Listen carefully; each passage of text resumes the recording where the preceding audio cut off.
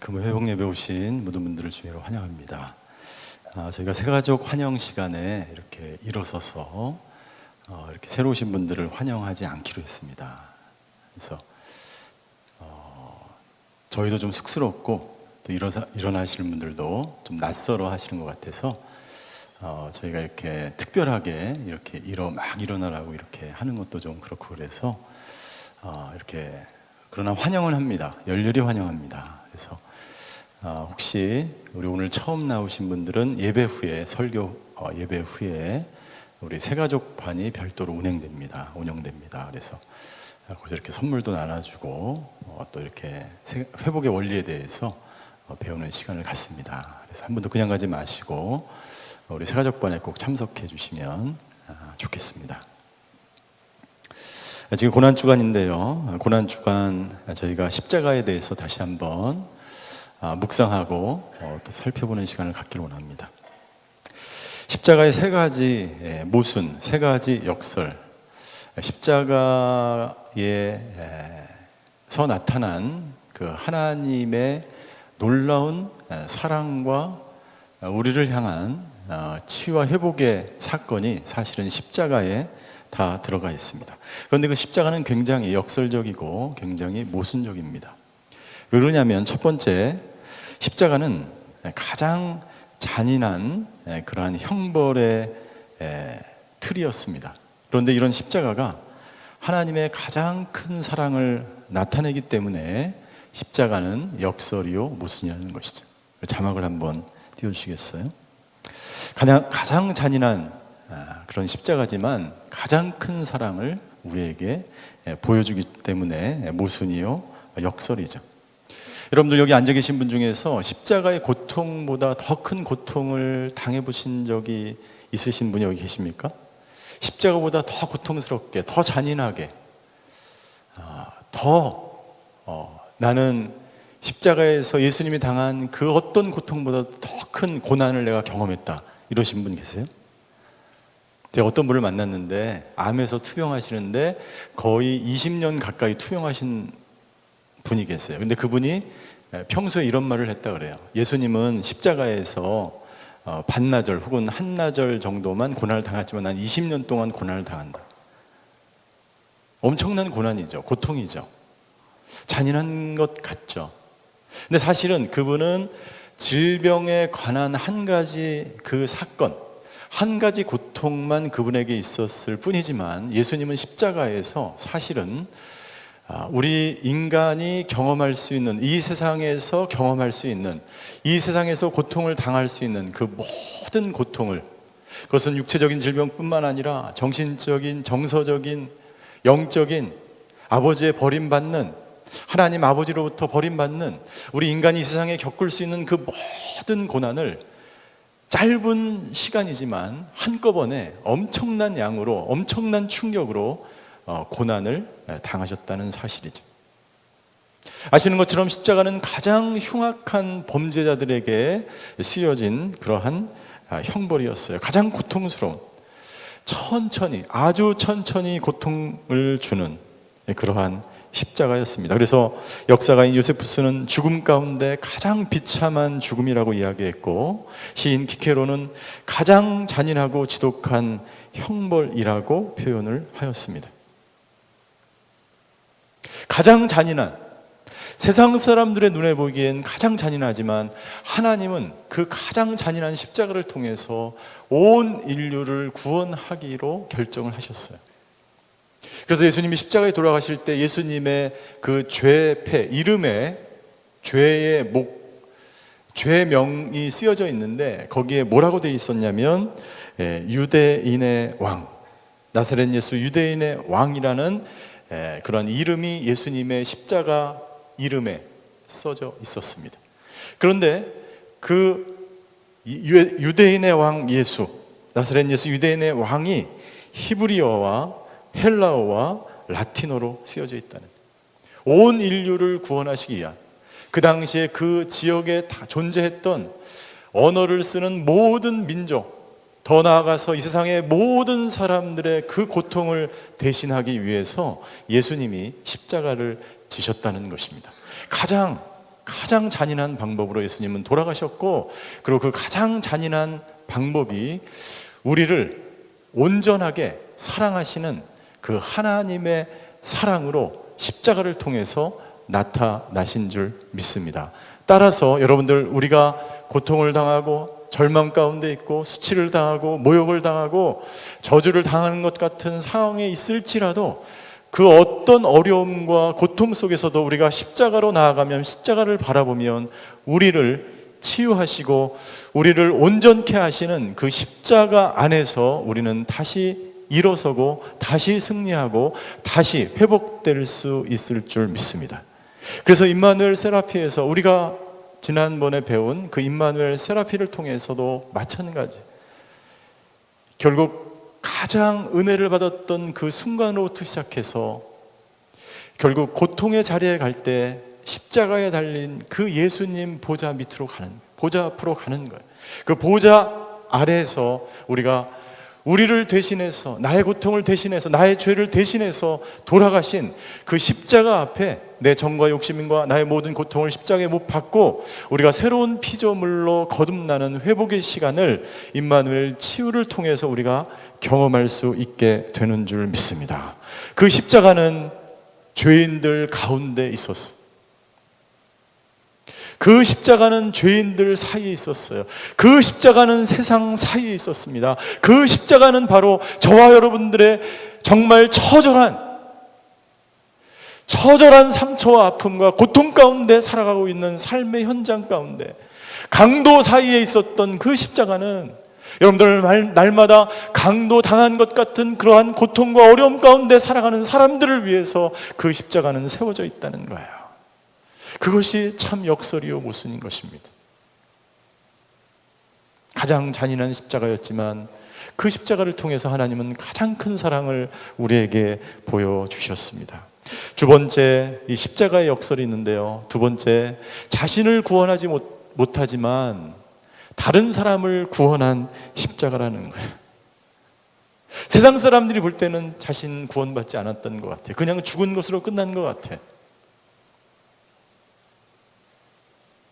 그러나 예수님의 죽으심으로 말미암아 모든 사람을, 우리를, 당신을 구원한 십자가라고 하는 것입니다. 십자가에 달려 돌아가셨을 때 유대인들이 예수님에게 소리칩니다. 십자가에서 내려오라. 예수님은 내려올 수 있었어요. 그러나 내려오는 그 순간 예수님은 다른 사람은 구원할 수 없었어요. 예수님 자신이 내려오면 자신은 이 세상에서 구원을 받을 수 있어요. 생명을 유지할 수 있어요. 그러나 예수님은 자기를 구원하지 않고 저와 여러분들을 구원하기 위해서 십자가에서 처절하게 죽으셨습니다. 십자가의 역설이죠. 세상에서는요, 내가 건강하고 내가 잘되고 내가 부자가 되고 내가 무엇인가 가진 것이 있어야 다른 사람을 인도하고 초청하고 구원하는 것이 세상의 방법이에요. 그러나 예수님은 말씀하십니다. 내가 죽어야 너희가 살기 때문에 나는 십자가에서 처절하게 죽음을 당하고 너희는 구원을 받는다라고 예수님이 말씀하세요. 마찬가지입니다. 저와 여러분들이 예수님의 십자가에 처절하게 죽임을 당할 때, 저와 여러분들의 자아와 저와 여러분들의 욕심과 저와 여러분들의 죄악과 저와 여러분들의 옛사람이 처절하게 죽을 때, 완벽하게 십자가에서 나 자신을 죽을 때 곧 내가 살아나고 내 가정이 살아나고 교회가 살아나고 내 주위의 모든 것이 살아난다는 역설입니다.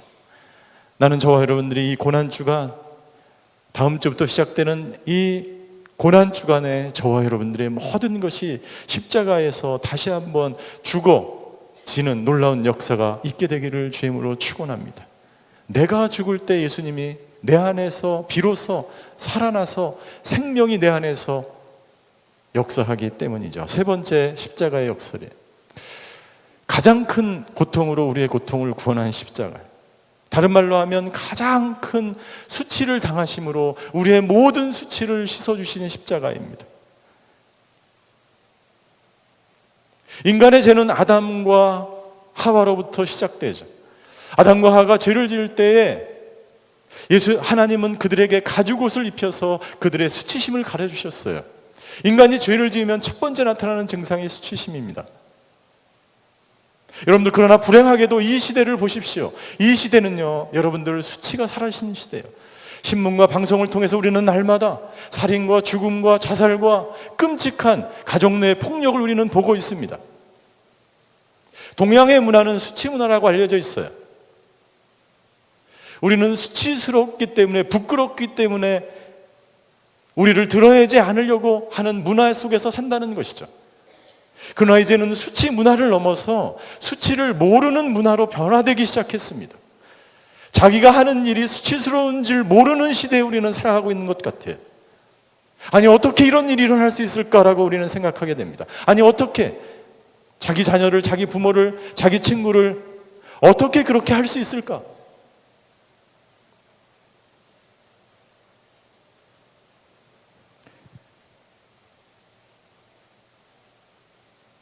존 스타트 목사님은 그리스도의 십자가라는 책에서 다음과 같이 이야기합니다. 고통으로 가득 찬 이 세상에 사는 우리는 고통으로부터 면제받은 신을 예배하고 경배하기 어렵다는 거예요. 존 스타트가 동양을 여행하면서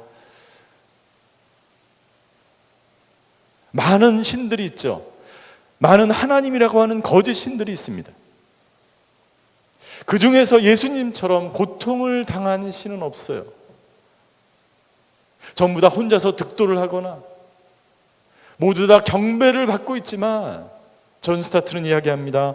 고통으로부터 면제받은 신을 우리는 경배하기 어렵다. 왜요? 우리는 고통스러운 삶을 살아가고 있는데 그 거짓 신들은 한 번도 고통을 알지도 못하면서, 받지도 못하면서, 경험해보지도 않았으면서 인자한 모습으로 있다는 것이죠. 나는 그런 신을 경배할 수 없다라고 존 스타트 목사님은 이야기합니다. 여러분들, 예수님께서 저와 여러분들을 위해서, 나를 위해서 당하신 그 모든 수치를, 내가 이 세상에서 경험한 모욕을 받았던, 시기를 받았던, 모함을 받았던, 수치스러웠던 그 모든 것들을 대신 지시고 예수님이 수치스럽게 십자가에 달려 계세요. 예수님보다도 아마 더 수치스러운 경험을 당해보신 분은 없을 거예요. 그 수치스러워 보이는 그 예수님의 십자가의 그 고통으로 하나님은 우리 모든 인간을, 저와 여러분들의 죄를 사하여 주셨어요. 아담과 하와에게 가죽옷을, 수치를 가리기 위해서 가죽옷을 입혀줌으로 그들의 수치를 가리웠던 것처럼, 예수님이 십자가에 돌아가심으로, 십자가에 그렇게 못 박혀 있으므로, 처절하게 수치스러운 모습으로 계심으로 저와 여러분들의 모든 수치가 십자가에서 씻겨졌는 줄 믿습니다. 수치심은 무엇입니까? 여러분들, 우리가 가장 해결하기 어려운 감정 중에 하나가 수치심이에요. 게센 카우프만이라는 박사는 이렇게 이야기합니다. 수치심은 영혼의 병이다. 이것이 모멸감에서 느낀 것이든 난관에 성공적으로 대처하지 못했다는 실패감에서 느낀 것이든 간에 다른 사람이 아닌 자기 스스로에 의해 경험하게 되는 가장 쓰라린 경험이다. 수치심은 내면에서 느끼는 상처로서 우리를 자기 자신과 타인 모두에게서 분리를 시킨다. 가장 쓰라린 경험이라고 이야기합니다. 그리고 이것은 하나님과, 그리고 자기 자신과 타인 모두에게서 나 자신을 분리시킵니다. 왜요? 수치심을 느끼는 사람은 스스로 숨게 돼 있기 때문이에요. 자기를 스스로 방어하기 때문이에요. 어느 누구와도 온전한 관계를 맺는데 어려움을 느끼는 사람이에요. 여러분들은 언제 수치심을 느끼셨습니까? 아마도 제 생각에 여기 앉아 계신 중에 약 반 이상 되시는 분들은 이것이 수치심이었나 하고 모를 정도로 내가 느꼈던 적이 있으실 거예요. 저는 회복사역에, 치유 회복사역에 처음 와서 이게 수치심이구나 라는 것을 제가 깨달았어요. 느꼈어요. 내가 과거에 있었던 이런 감정들이 수치심이었구나 라는 것을 깨달았어요.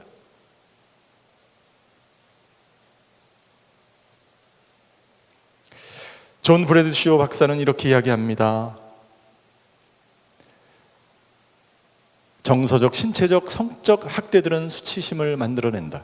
수치심은 죄책감보다 훨씬 더 심각하다. 죄책감은 당신이 무엇인가가 잘못했지만 그것을 다시 고치고 그걸 위해 무엇인가를 할 수 있다. 그러나 수치심은 당신 자신이 무엇인가 잘못된 존재라는 것이고 그것에 대해 당신이 할 수 있는 것이란 아무것도 없다. 당신은 그저 부족해 보이고 불완전할 뿐이다. 수치심은 바로 상처받은 아이의 핵심이다.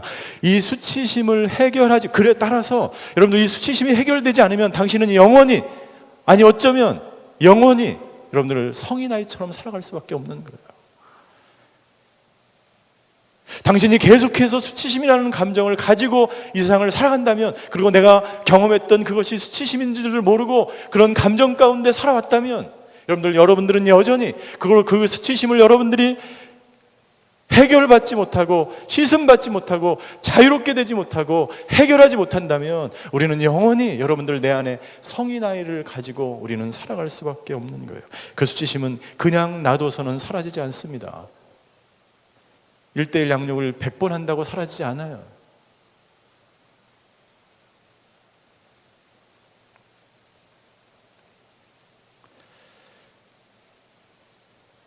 죄책감이란 자기가 한 행동에 대해서 잘못된 것을 느끼는 거죠. 그래서 좋은 죄책감이 있어요. 건강한 죄책감이 있어요. 수치심은 자기 존재에 대해서 잘못됐다라고 생각하는 거예요. 자기 존재 자체에 문제가 있다라고 생각하는 거예요. 우리가 혼잣말로 이렇게 할 때 나는 거짓말장이야, 나는 도둑놈이야, 나는 살인자야, 나는 바보야, 나는 멍청이야 라고 하는 것은 그 안에 이미 나는 수치스러운 사람이라고 표현하는 거예요. 죄책감을 가지고 있는 사람은 어떻게 표현하냐면 나는 죄를 범했어, 나는 다른 사람의 물건을 훔쳤어, 나는 이런 행동을 했어라고 이야기합니다. 그 사람이 한 행동에 대해서 후회하는 거예요. 스스로 자책하는 거예요. 어떻게 보면 죄책감이 더 건강한지 모르겠어요.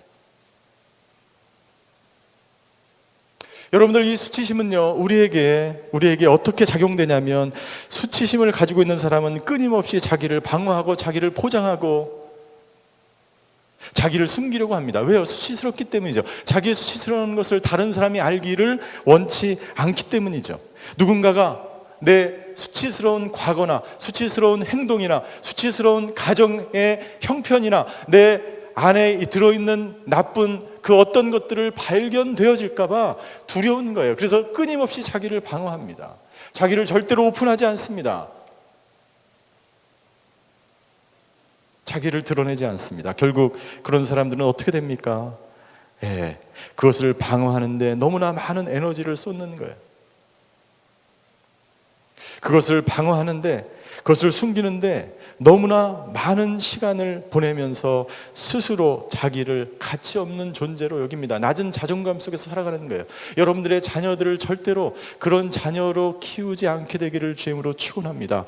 내가 내 자녀들에게 낮은 자존감을 물려주지 않기 위해서 당신이 해야 될 것이 있는데, 그것은 뭐냐면 당신 안에 있는 수치심을 빨리 치유받는 거예요. 내가 수치스러운 행동을 하고 말을 하면 그것은 반드시 자녀들에게 전가되는 거예요. 당신 자녀들에게 영향을 미칩니다. 나도 그것은 모르죠. 나도 모르는 사이에 우리 자녀들은 배우게 돼 있어요. 여러분들 인터넷에 보면 아주 재미있는 동영상이 있는데, 이 자녀가 아버지가 하는 그대로 따라하는, 쫓아가면서 하는 동영상이 있어요. 페이스북에 보니까 그게 떠져 있어요. 아버지가 담배를 피니까 이 조그만 5살 난 그 아들이 같이 담배를 피는. 아버지가 사람들에게 막 부하 직원 같은 사람에게 막 야단을 치고 막 고함을 치니까 그 아들도 옆에서 막 고함을 치는 거예요.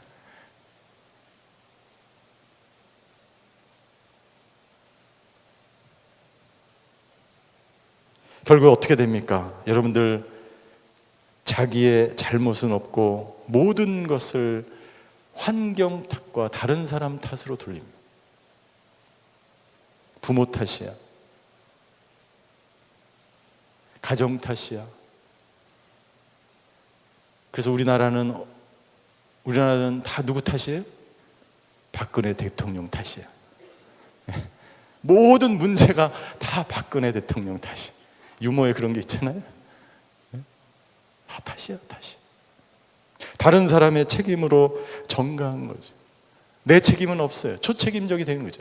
아직도 가야 하는 길에 스카펙이 이야기한 것처럼 건강하지 못한 수치심, 해악한 수치심은 여러분들 다른 내 책임을 나에게 돌리지 않고 내가 질 수 있는 책임은 아무것도 없고 무책임한 사람이 되는 거예요.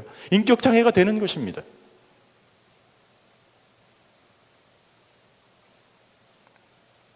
결국 이 수치심은 나를 고통스럽게 하고, 결국 이 수치심을 감추고 낮은 자존감을 숨기고 그 수치심으로 온 불안을 감추기 위해서 우리는 계속해서 다른 물질이나 다른 어떤 것에 의지하고 위로를 받고 인정받기 위해서 그 다른 세계로 점점 나도 모르는 사이에 빠져드는 것입니다.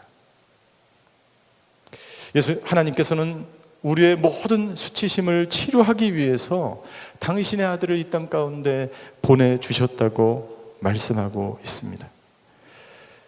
히브리서 12장 2절과 3절에 보니까 이렇게 기록되어 있어요. 히브리서 12장 2절과 3절 우리 같이 한번 읽겠습니다. 2절입니다. 시작. 믿음의 창시자여 완성자이신 예수를 바라봅시다. 그는 자기 앞에 놓여있는 기쁨을 위해 부끄러움을 게으치 아니시고 십자가를 참으셨습니다. 그래서 그는 하나님의 보좌 오른편에 앉게 되셨습니다. 3절 같이 읽겠습니다. 여러분 거역하는 죄인들을 참으신 분을 생각하십시오. 그리하여 지쳐 낙심하지 마십시오. 하나님은 지금도 당신을 바라보고 계시고 인내하고 계시고 당신이 돌아오기를 원하시고 당신이 온전한 하나님의 사람으로 하나님의 형상으로 창조한 그대로 하나님은 여러분들이 회복되기를 원하시면서 당신을 기다립니다. 예수님도 자기 앞에 놓여있는 그 놀라운 영광과 기쁨을 위해서 부끄러움을 개의치 않으시고 십자가를 참으셨어요.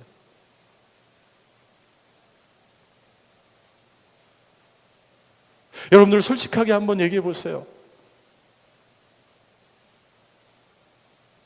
대부분의 많은 사람들이 수치심을 감추고 수치심을 드러내지 않기 위해서 얼마나 다른 행동과 다른 곳에 그것을 해소하기 위해서 그 불안을, 두려움을, 수치심으로 인해서 생긴 모든 절망과 아픔을 숨기기 위해서 우리는 얼마나 많은 노력을 하며 살아가고 있습니까? 결국 중독의 뿌리도 수치심으로부터 시작하는 거예요. 학대는 수치심을 만들고 수치심은 중독을 만들어내는 것입니다.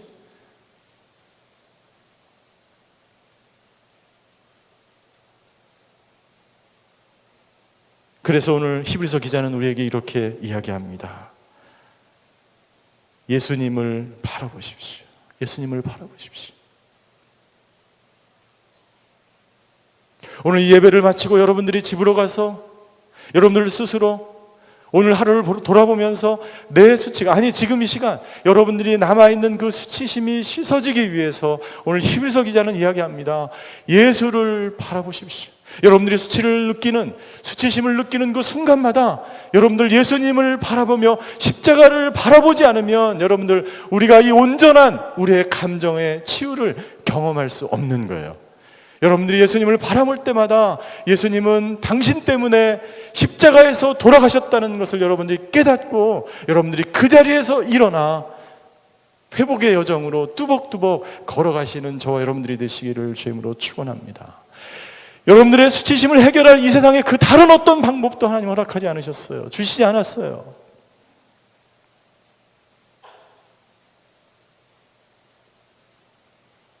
어떠한 심리치료나 어떠한 방법이나 프로그램이나 어떠한 상담도 당신의 어렸을 때부터 당신 안에 자리 잡아왔던 그 수치스러운 감정을 해결할 수 있는 방법이 없다는 거예요.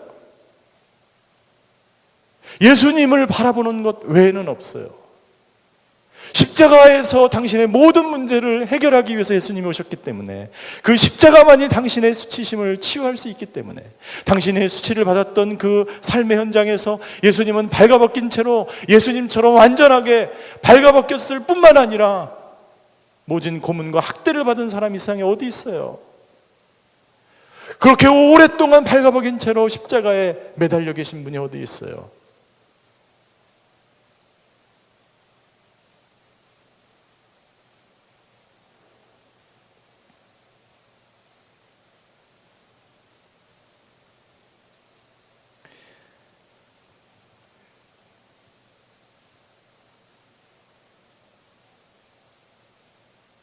칼빈의 5대 교리에 보면 마지막 교리가 성도의 견인이란, 견인. 성도의 견인이라고 들어보셨죠? 설교 시간에 가끔 들으시죠? 견인은요, 견인은 무슨 뜻이냐면 끝까지 견디는 거예요. 견인이 인이 참을 인자고 견이 견디는 거예요. 끝까지 인내하면서 견디는 것이 바로 성도의 견인이에요. 이 성도의 견인은 무슨 뜻이냐면요, 이 성도의 견인은 우리가 끝까지 견디면 하나님께서, 여러분들, 우리가 아무리 죄를 져도 구원을 받는다, 이런 뜻이 아니에요. 성도의 견인은 어떤 뜻이냐면 웨스터민스터 신앙고백 17장 1편에 보면 이렇게 기록되어 있어요. 하나님께서 그의 사랑하신 자를, 그리고 그의 부르신 자를, 거룩하게 하신 자들을 마지막 때까지 영원히 구원을 얻게 하실 것이다.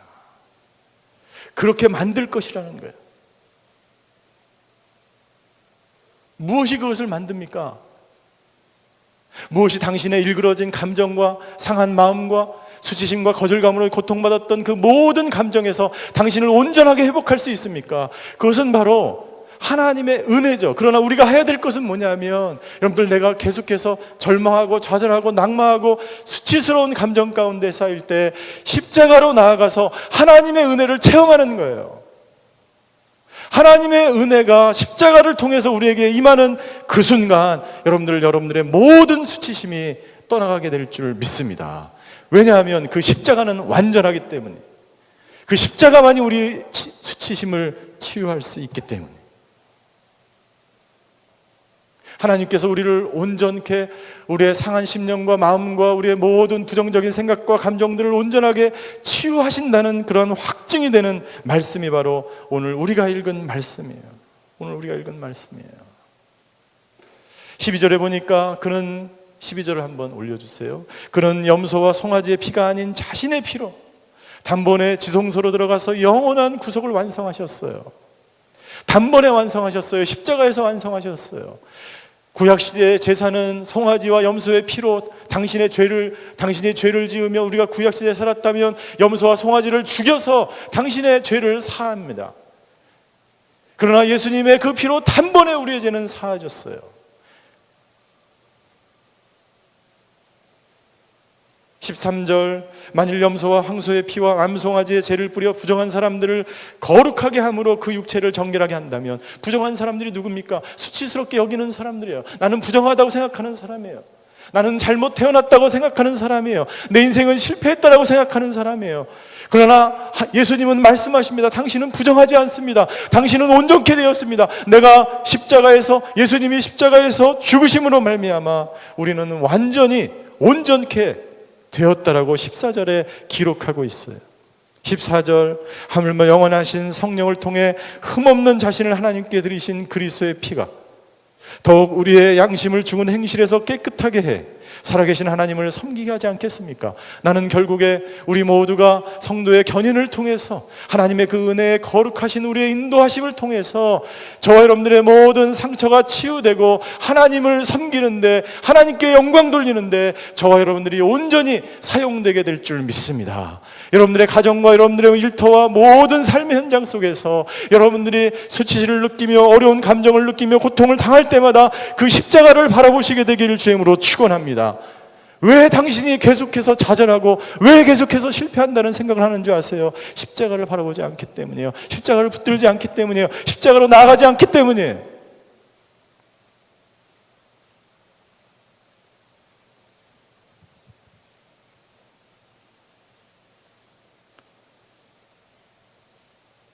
12절과 14절과 15절에 보니까 이렇게 기록되어 있잖아요. 12절, 영원한 구속을 완성하셨어. 영원한 구속을 완성하셨어. 당신을 향한 영원한 구원 완성하셨어요. 견인입니다. 당신을 완성시키는 거예요. 14절, 영원하신 성령을 통해서 인치셨어요. 당신을 인치셨다고요. 성령의 인치심, 성령의 인도하심이 아니면 우리는 이 자리에 앉아 있을 수도 없고 구원받을 수 없는 존재잖아요. 세 번째, 무엇을 얻기 위해서? 15절, 영원한 유업을 얻기 위해서. 영원한 유업, 그것은 어떤 유업입니까?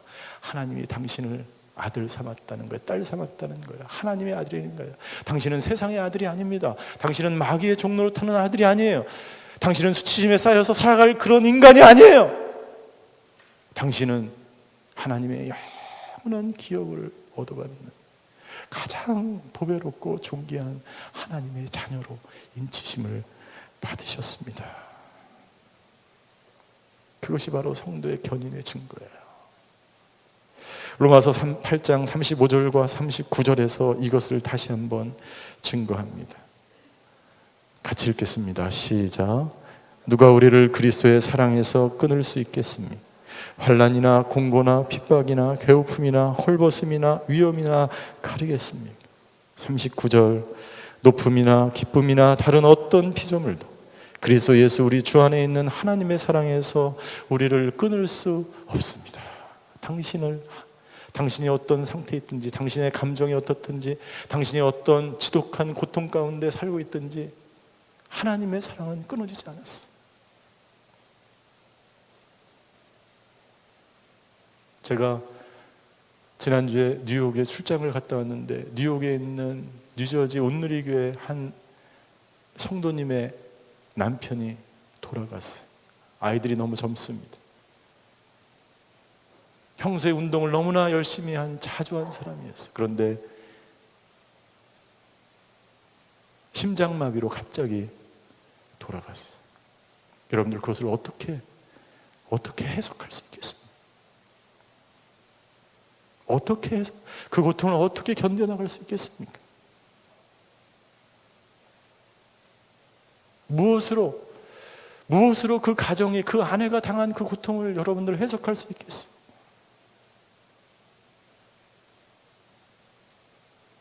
당신이 어떤 상황 가운데 있든지 하나님의 사랑이 당신에서 끊어지는 것이 아닙니다. 당신이 끊어졌더라고 지금 생각할 뿐이에요. 당신의 고통이 너무 심하기 때문에, 당신의 수치가 너무 고통스럽기 때문에 하나님의 사랑이 끊어진 것처럼 생각되어질 뿐이에요. 하나님의 사랑은 끊어지지 않았습니다.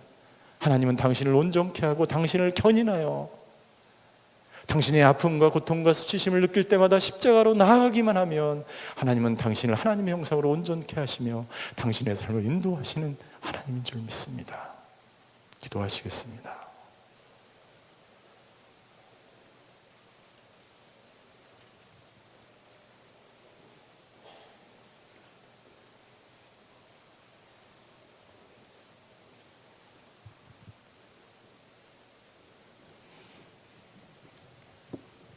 존 스타트 목사님이 말씀하신 것처럼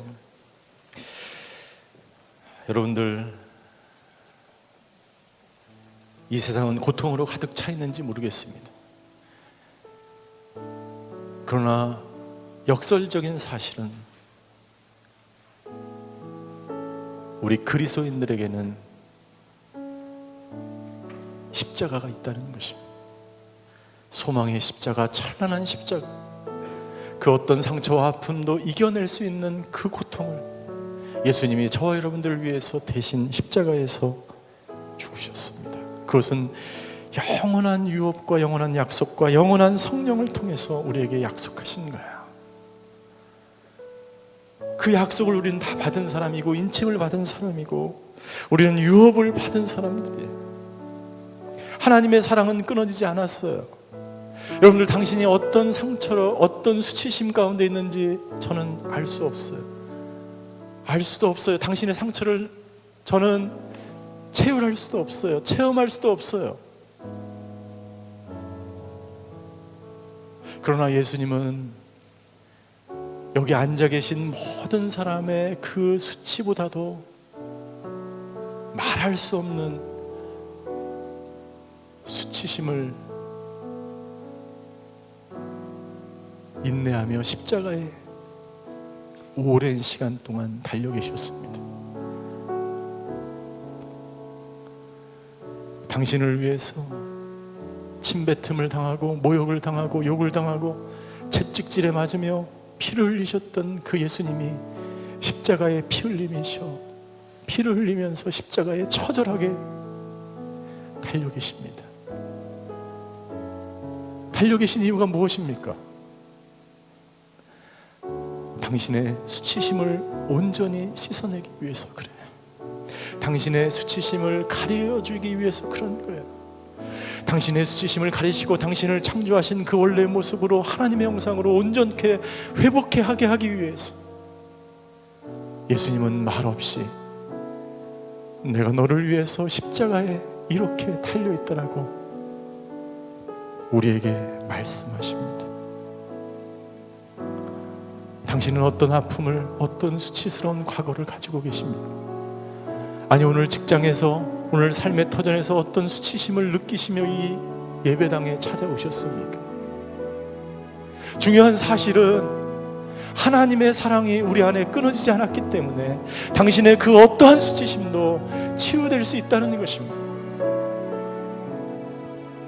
세상은 당신을 버리고, 세상은 당신을 외면하고, 세상은 당신을 수치심을 주고, 세상은 당신에게 모욕을 주었을지라도 우리가 십자가를 바라봐야 되는 이유가 여기에 있습니다. 십자가에는 참된 자유와 십자가에는 하나님의 온전한 사랑과 십자가에는 완벽한 주님의 회복의 약속이 십자가에 있기 때문입니다. 오늘 시간에 우리 모두 십자가 앞으로 나아갔으면 좋겠습니다. 오 주여, 십자가에서 단번에 우리의 모든 상처와 아픔과 수치를 씻겨주신 그 십자가 앞으로 나아갑니다. 오늘 아버지 하나님, 우리 앉아 계신 모든 분들 과거에 혹은 지금 현재 어떤 수치스러운 사건과 감정 가운데 있을지라도 오늘 십자가의 보혈의 피로 온전케 되는 놀라운 역사가 있게 하여 주시옵소서. 십자가의 보좌 앞으로 나아갑니다. 보혈의 피를 뿌려주셔서 나의 삶의 모든 상황 가운데 찾아오시고 임재하시는 그 십자가의 보혈을 경험하는 시간이 되게 하여 주시옵소서. 십자가의 보혈로 우리를 씻어 주시어 달라고 이 시간 통성으로 기도하며 주님 앞에, 십자가 앞에 나아가시겠습니다. 내 생명이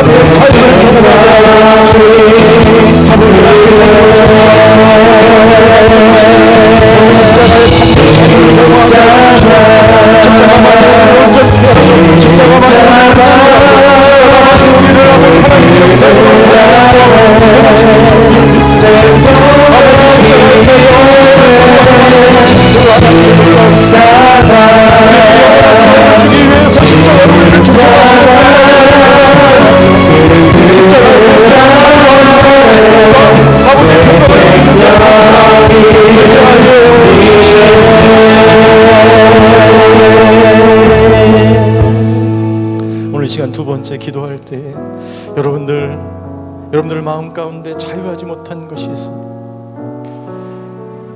여러분들이 예수님께 나아가는 것을 방해하며 여러분들 스스로 수치스러움을 방어하기에 사용했던 그 모든 것들을, 모든 죄악을, 모든 중독을, 모든 것을 오늘 내려놓고 십자가의 그 모든 정과 욕심을 못 받고 인정받고 싶은 욕구까지도, 세상적인 모든 욕망까지도 내려놓고 여러분들이 사랑했던 그 모든 것들을 십자가에 못 박고 오늘 주님 앞으로 나아가십시다. 오늘 그 모든 것을 포기하고 내려놓고 내 안에 있는 모든 세상적인 욕망은 떠나갈지어다. 죄의 욕망들도 떠나갈지어다. 내 안에 있는 모든 교만과 시기와 좌절과 절망도 떠나갈지어다. 여러분들 입으로 선포하며 다시 한번 기도하며 주님 앞으로 나아가시겠습니다. 하나님, 이 시간 어떤 것으로 아버지 주님 앞에서 나를 주님을 바라보며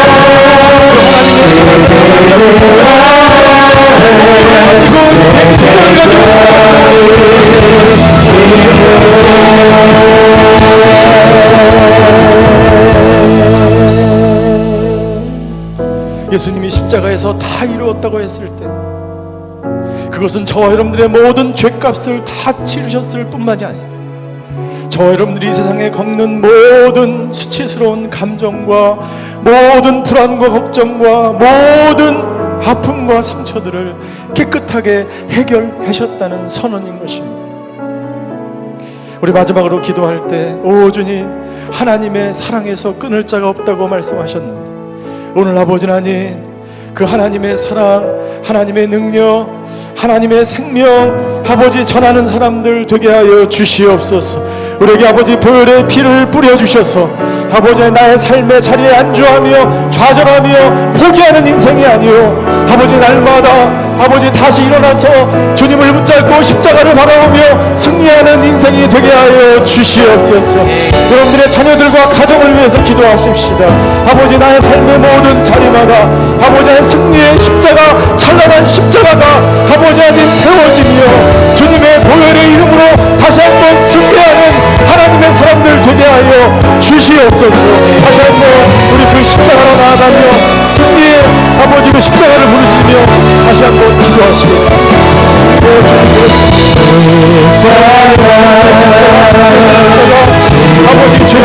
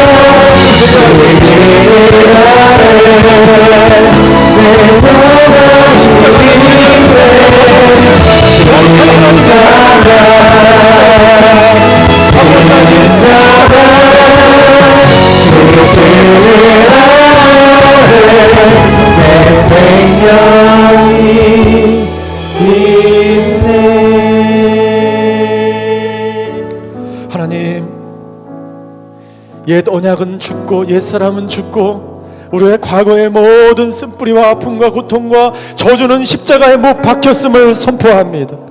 아버지, 이제 새 언약 주님께서 죽으심으로 말미암아 십자가에서 완성하신 새 사람으로 살아가는 저희들 되게 하여 주시옵소서. 힘들고 좌절될 때마다 십자가를 바라보며 일어서는 저희들 되게 하여 주시옵소서. 십자가의 생명인 줄 믿습니다. 승리의 십자가인 줄 믿습니다. 아버지 하나님, 우리도 승리하며 생명의 능력을 가지고 오늘 하루도 승리를 선포하며 살아가는 저희들 모두가 되게 하여 주시옵소서.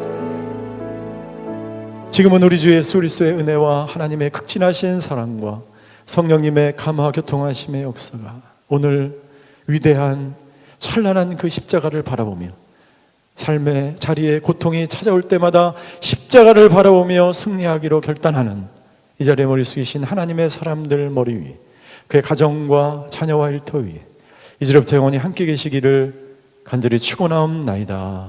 아멘.